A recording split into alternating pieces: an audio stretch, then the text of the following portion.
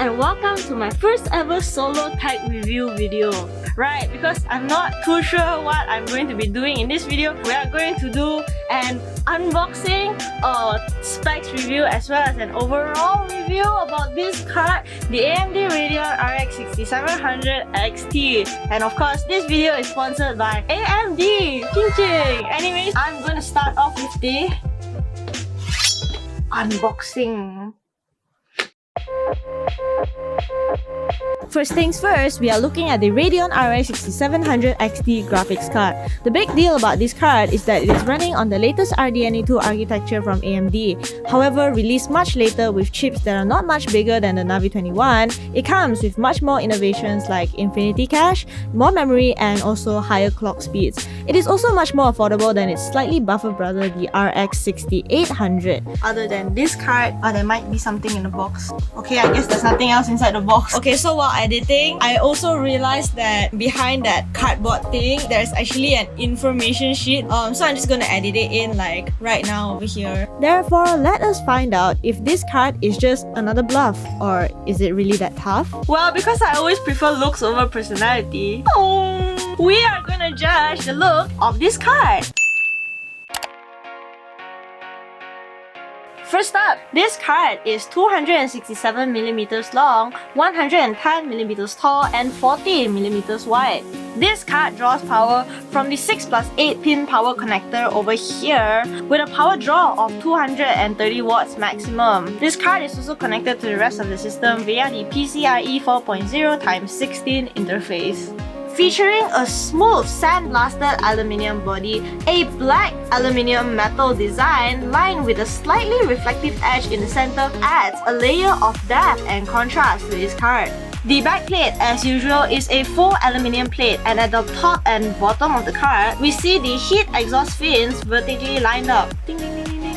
As for display outputs, we see one HDMI slot sandwiched in between 3 DisplayPort 1.4. And now what's really on the edge here is this red lining that stimulates our eyes, bringing our attention to the glowing, busting red Radeon logo on a slope cut onto the card. The dual axial fan designs here kind of reminds me of the 2 rocket boosters of a rocket. And finally, the reflective R logo here that obviously stands for Radeon. Wait, hold on. Is this actually just a chance, a coincidence, or a conspiracy theory? Moving on from the intergalactical R semblances, we are gonna look into the specifications of this graphics card. Wow, this card features 40 compute units or 2560 stream processors. It also has a large die size of 335mm square and a transistor count of 17.2 billion. The base clock of this card is 2321 MHz, while the max boost clock can go up to 2581 MHz. As for game frequency, it goes up to 2424 MHz. This card also features rate accelerator counts of 40 as well as texture units at 160. Moving on to the video memory of this card, we are looking at a 192-bit bus of GDDR6 memory with a VRAM size of 12GB and a memory bandwidth of up to 384GB per second. As a special feature, it also has 96MB of Infinity Cache with a bandwidth of up to 1248GB per second.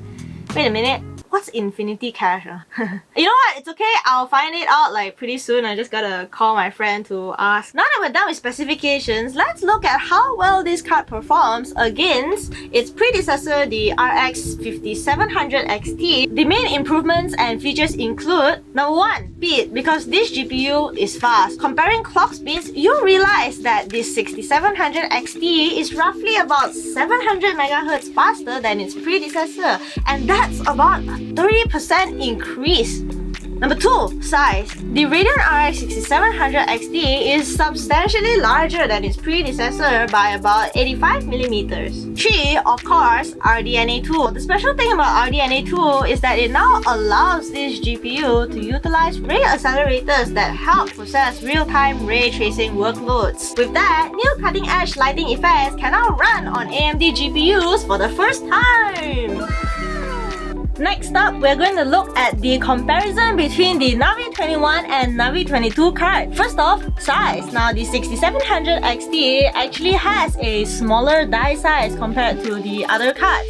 Number 2, speed, because the RX 6700 XT actually has a much higher game clock at average and boost. Number 3, memory.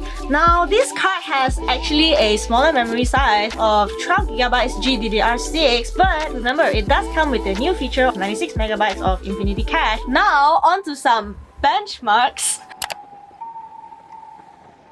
I've only managed to test a couple of games at 1440p and 1080p with the highest settings, so do take a look if you're a fan of these games. As you can see in this chart, in terms of highest performance in average FPS, we have Doom Eternal taking the lead, followed by Apex Legends and Call of Duty Black Ops Cold War. Moving forward, we have some comparison benchmarks recorded by AMD themselves. We can see here that this card performs better than its competitor, the GTX 1070 Ti with 8GB of memory, as well as the RTX 2080 Super, also with 8GB of memory, when tested on games such as Assassin's Creed Valhalla, Borderlands 3, and Call of Duty Black Ops Cold War on 1440p with max settings. Next up, here are some comparison gaming benchmarks against Green Team's RTX 3060 Ti as well as RTX 3070, also on 1440p and max settings. In this chart, the RX 6700 XT does take the lead in 5 games tested. However, it is also trading blows on games like Cyberpunk and Watch Dogs Legion,